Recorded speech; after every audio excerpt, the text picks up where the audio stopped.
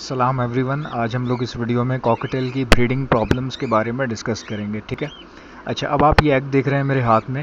आपके जो नए पेयर हैं, अगर आप ब्रीड करवाना चाहते हैं न्यू पेयर से, या फर्स्ट टाइम लिया है, या फिर आपके पास कॉकटेल्स हैं, ब्रीडिंग में प्रॉब्लम आ रही है, तो उन सिलसिले में आज हम बात करेंगे। तो ये मैंने एग अपने हाथ में लिया है सिर्फ आपको समझाने के लिए, ठीक है। अब आप गौर से सुनिएगा कि जो न्यू पेयर होता है, यानी कि आप जब नया पेयर लगाते हैं तो उसमें काफ़ी पॉसिबिलिटी होती है कि वो एक या दो या तीन शुरू के 3 ब्रीड ज़ाया कर सकता है अपनी, ठीक है। इनफर्टिलिटी आ सकती है शुरू के 3 ब्रीड में, तो वही 3 ब्रीड आपका सब्र होते हैं, वही आपका इम्तिहान होता है। अच्छा, ये जो मेरे हाथ में आप एग देख रहे हैं, ये डेड इन शेल हुआ है। अब ये क्यों हुआ है ये मैं आपको बताता हूँ। ये डेड इन शेल ऐसे हुआ है कि ये गर्मियाँ चल रही हैं अभी जो है वो जून का महीना है, और मैं इस वक्त कराची पाकिस्तान में हूँ और यहाँ पर रहता हूँ। और सबको पता है कि एशिया का जो गर्मियों का जो सीज़न है जून का, तकरीबन सब जगह एक जैसा होता है, चाहे इंडिया हो, बांग्लादेश हो या कराची हो, यहाँ पे गर्मी बहुत ज़्यादा पड़ती है, ठीक है।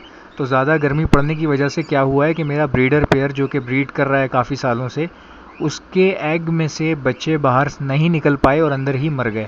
तो इसमें कोई परेशानी वाली बात नहीं है। गर्मी ज़्यादा होने की वजह से क्या होता है कि चिक कोशिश करता है बाहर आने की और थक जाता है गर्मी की वजह से, और फिर डेड इन शेल हो जाता है। अब मुझे तो नहीं पता ना कि ये कब बाहर आने के लिए कोशिशें कर रहा था या क्या कर रहा था, तो बहरहाल ये मर गया। तो इसमें परेशान होने वाली कोई बात नहीं है।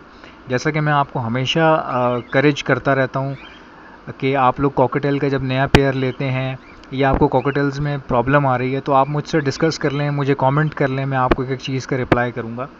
और ये आप देख रहे हैं कि मेरा ये जो चिक्स हैं, तकरीबन 5 अंडे ऐसे ही हुए हैं। फर्टाइल थे, सब कुछ था, बट इसी तरह डेड इन शेल हो गया चिक का।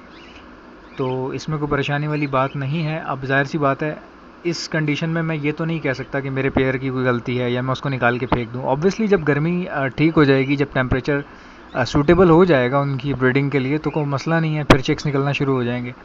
तो लोग डिसहार्ट हो जाते हैं, परेशान हो जाते हैं 1-2 महीने में ही। अब नया पेयर लाते हैं तो शुरू की 3 ब्रीड में अगर उनके अंडों में फर्टिलिटी ना आए या बच्चे ना निकलें, तो वो पेयर अपना बेच देते हैं, और जिसको बेचते हैं उसके फिर आगे मज़े हो जाते हैं।